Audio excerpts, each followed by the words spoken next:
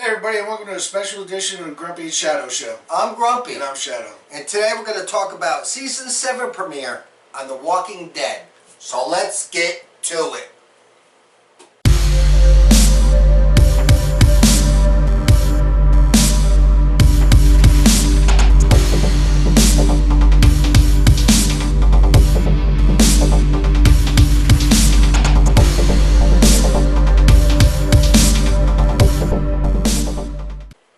Where we left off last year was an incredible cliffhanger. We had Negan basically counting down to bashing someone's head in with a baseball bat. And we come back this season for the premiere, and the very first thing we see is Rick. Blood on his face, not in a good place, and uttering those famous words, "I'm gonna kill you." And of course Negan asks him, "What? I'm gonna kill you?" He said, "It may not be today, it won't be tomorrow, but I'm gonna kill you." Now, that was a very poignant line delivered by Rick. A very impactful line, and I think it's something that will and should resonate with everybody who is watching. I think that later on in the season, Rick is going to have his day. But from that, we see, in my opinion, and all of you people can write comments down below, in my opinion, Negan delivered a line so bad it deserved a Raspberry Award. And that was when he said, "What kind of weapon did he have? A knife?" "No, a hatchet." And he looked up with the most bewildered look and said, "A hatchet?" That was the worst response I've ever seen in The Walking Dead. To me, that was the only flaw in that episode.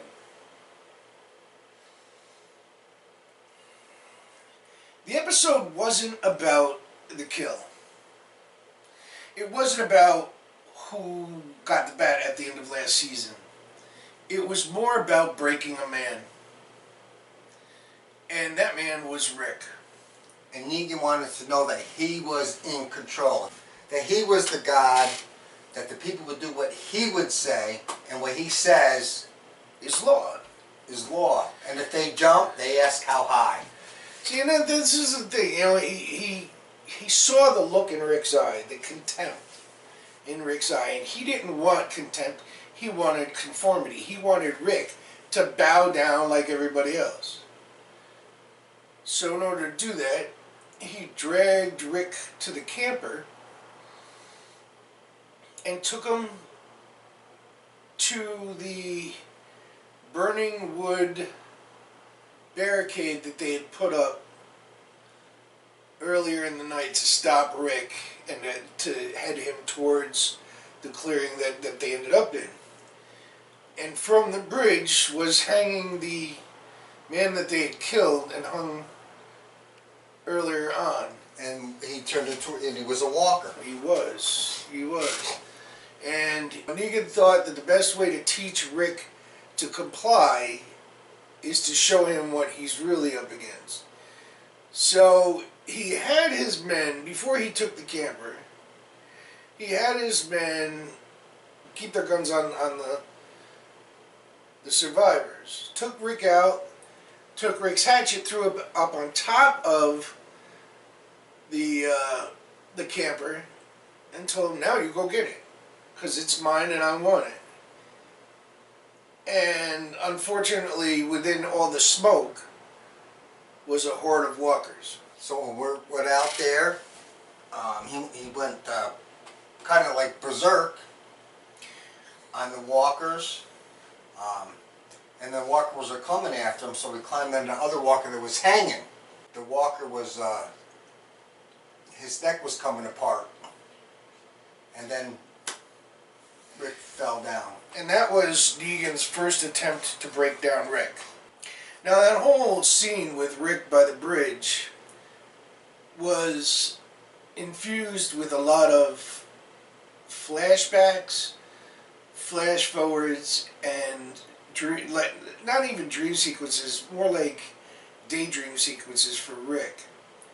Imagining that if he doesn't do this, he's imagining what's happening to the people back at the clearing, to his people. He can see, one by one, them getting their heads bashed in. They were showing Maggie getting her head bashed in. They were showing Rosita and some others.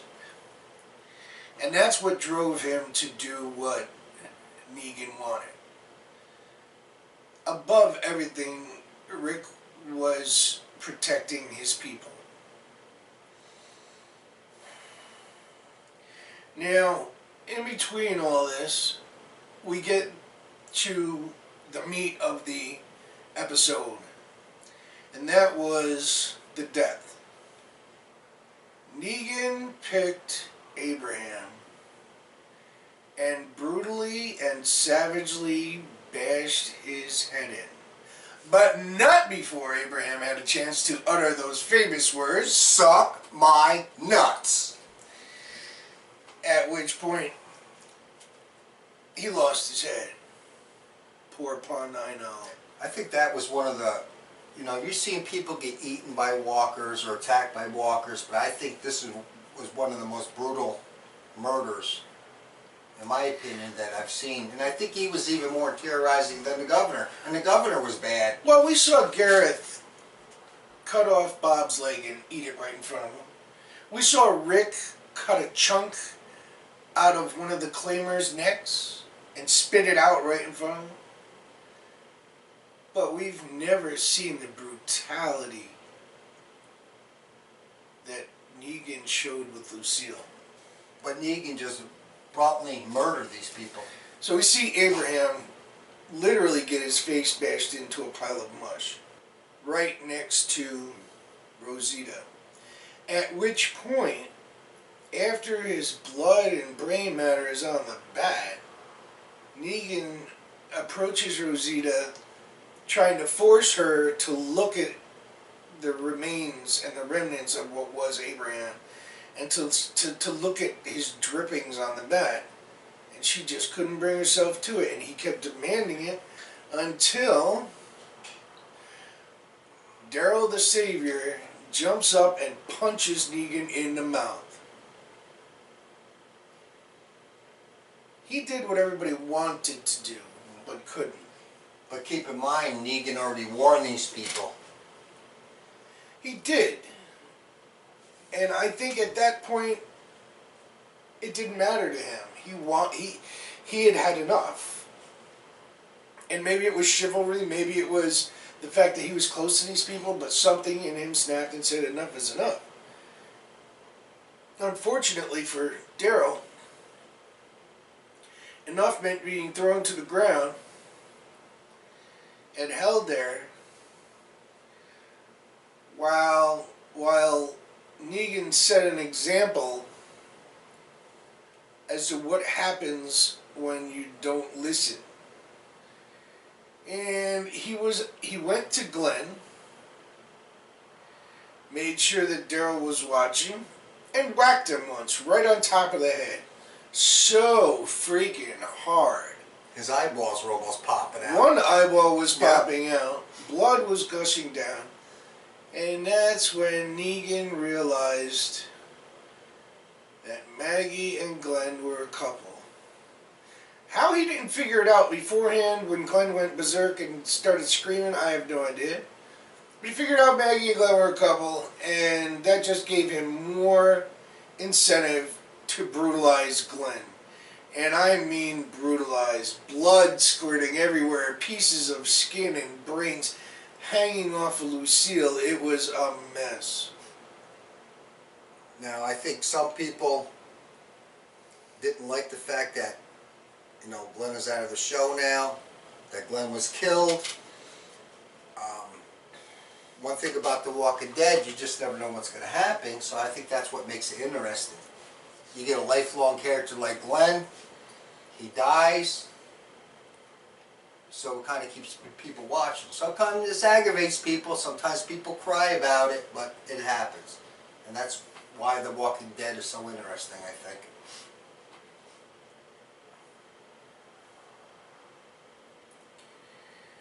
Negan, after everything that happened, brought Rick back to the clearing, threw him down, and told him who's boss. At which point, Rick just stared at him. Now, Negan had done all this just to break Rick, and it didn't work. The whole thing with the zombies and the putting the axe on top of the camper, it was all to break Rick. When he got back, Rick wasn't broken. Because Negan was looking for that certain look. Yeah, you could just look in his eyes and see the contempt that Rick had for him. Rick still wanted him dead. So, in a last-ditch effort to break Rick, he put guns to the survivors' heads and called out Carl. Put a belt around Carl's left arm and laid him on the ground. Took a pen from one of his men, put a mark on Carl's arm, and told Rick he is going to cut off Carl's arm. Now, not Negan. He wanted Rick to cut off his own son's arm. If he didn't, all his men were going to kill all of the survivors. What do you do in a case like that? But I give Carl a lot of credit. He was just telling his father, do it. I told him, go ahead, do it, Dad. I know you got to do it. Do it. And I get it. I'm with Negan. I get it. It's a very intense moment. And it was. The actors did a phenomenal job in this episode. From fear to disgust to anger, they covered it all. Now, what Rick did was to pull back, and just as he was about to cut Carl's arm, Negan kind of gave him that, just kidding, and then proceeded to tell Rick that he owns him now, and he's going to leave them alone to let it sink in, and he'll be back in a week to collect his first shipment or first delivery of half their stuff. And Negan did say, that's the look I wanted to see. That's the look. Now, it seems like he broke Rick, but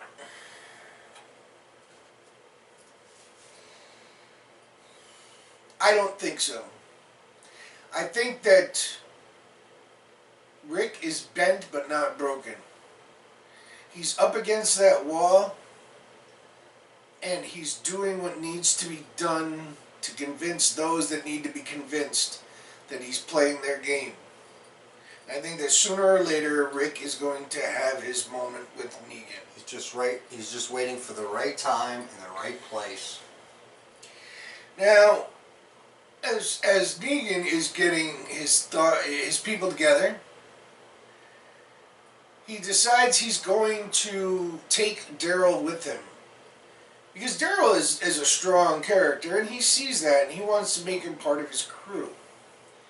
So they throw him in the back of the truck like a dog, and he tells Rick, if you don't do what I say, if you're not there when I come in a week, I am going to start cutting pieces off of Daryl. Or I'll bring him to your doorstep and make you cut the pieces off of Daryl.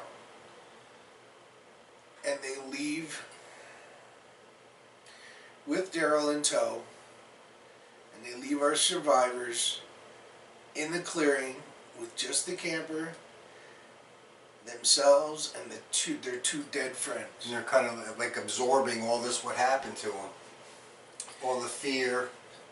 Sasha and Rosita finally clear the air with each other and make peace with each other over the loss of Abraham.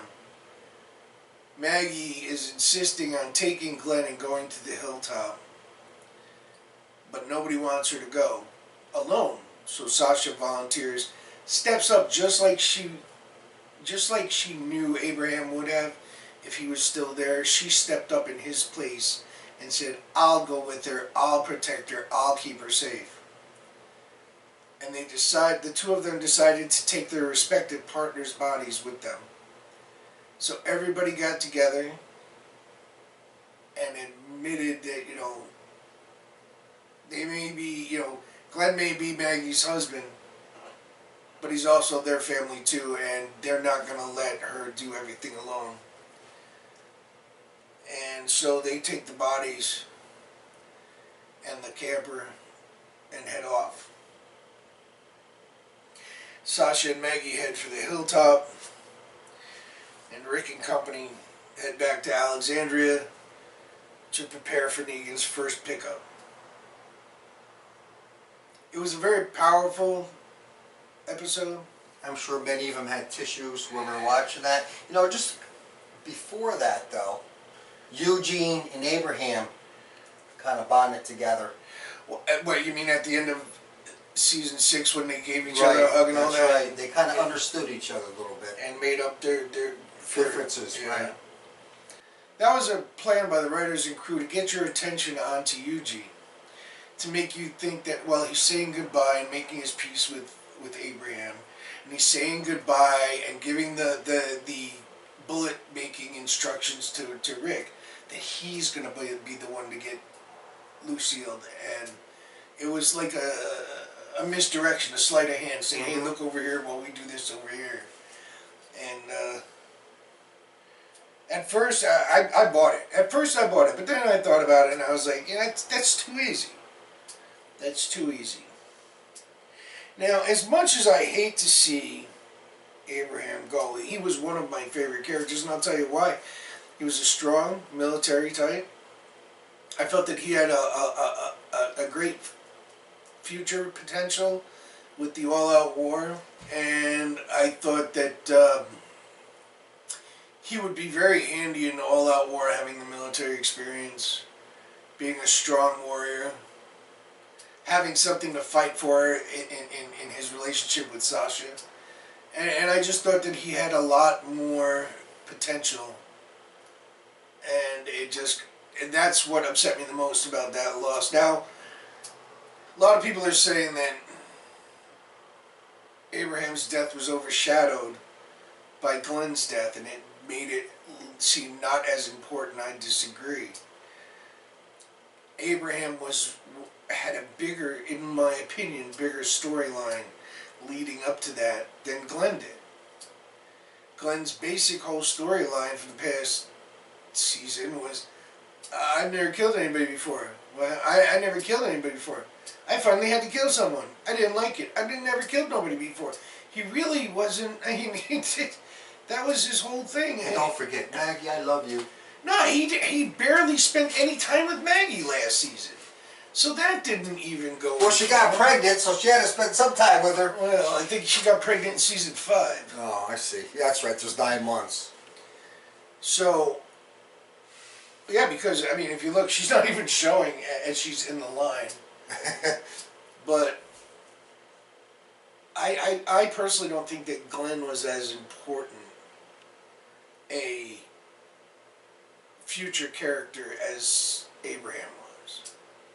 That's just my opinion.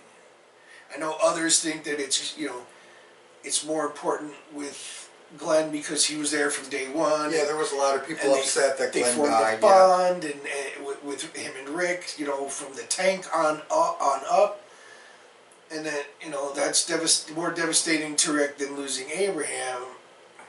And that may be so. I'm looking at it from an analytical, protection point of view. I would rather have Abraham standing next to me in battle than Glenn, who has never killed a human being or only did it once and then basically threw up afterwards. I think people would be really upset if Daryl got it. Well, we got to find out what's happening with Daryl. Now, the whole episode gave us a revelation as to what we actually saw in the sneak peek when Negan dragged Rick to the camper. And that was why Daryl's poncho was on the floor. There was speculation it was because Daryl was the pile of goo. there was speculation that Negan took the poncho to wipe off the blood off himself, and that's how it ended up on the ground. There were a lot of other theories, but we were able to see that when Daryl jumped up and punched Negan, that's when his poncho came off, and that's why it was on the ground. Now, the other thing that we saw in that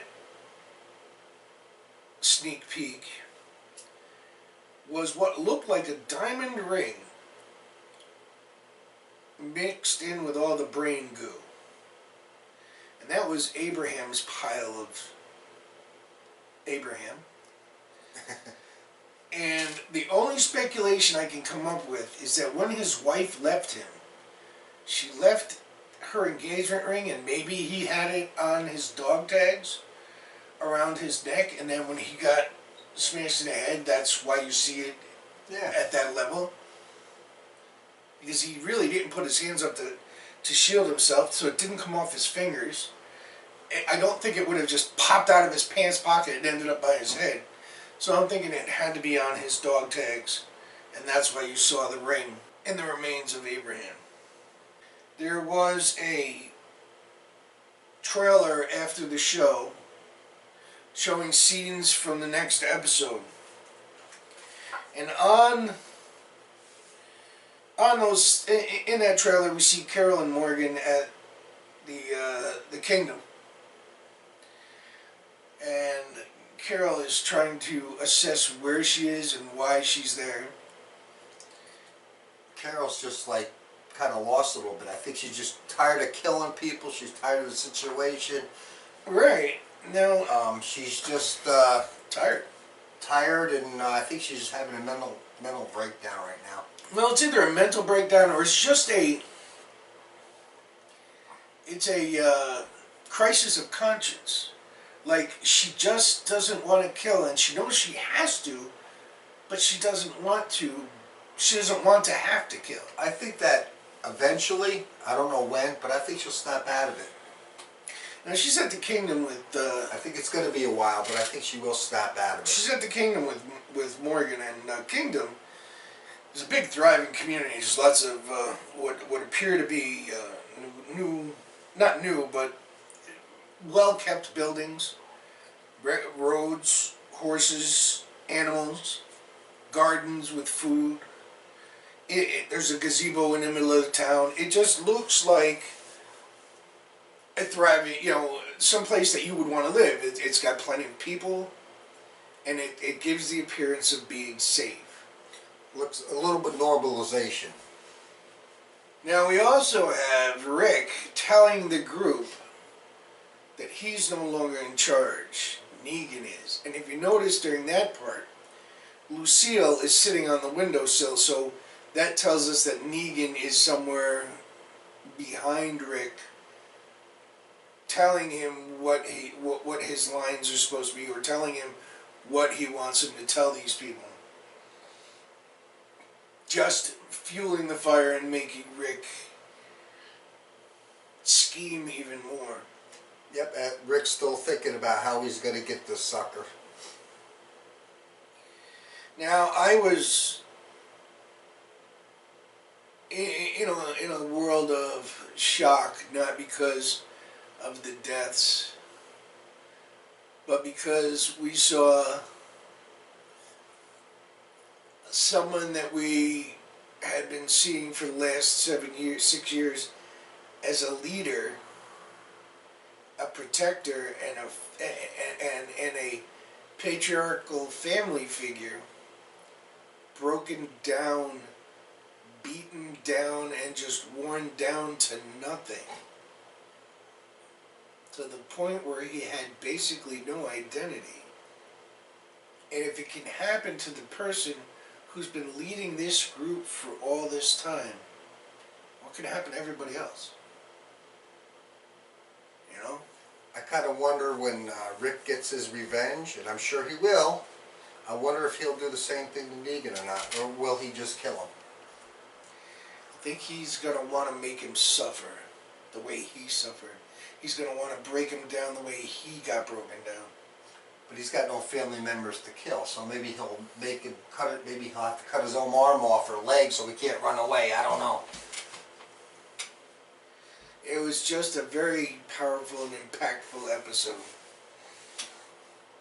And whether anybody says that it was ruined by spoilers or that they weren't able to keep it a secret because of everything AMC tried just didn't work, I'm here to tell you that even if you knew ahead of time the entire script for that episode, you couldn't, wouldn't, and definitely didn't imagine the emotion to come from these actors at the most insane times, and the quality of fear and anxiety and brokenness that all of them showed was just incredible and very, very convincing. I give them all a lot of credit for what they did in that episode. And that's my thoughts. Now I'd like to hear your thoughts and your opinions. Leave them in the comment section below. Don't forget to subscribe and check us out on Twitter and Facebook. The addresses for both are in the description down below. And with that, I'd like to say, everyone, good night. Thanks for watching.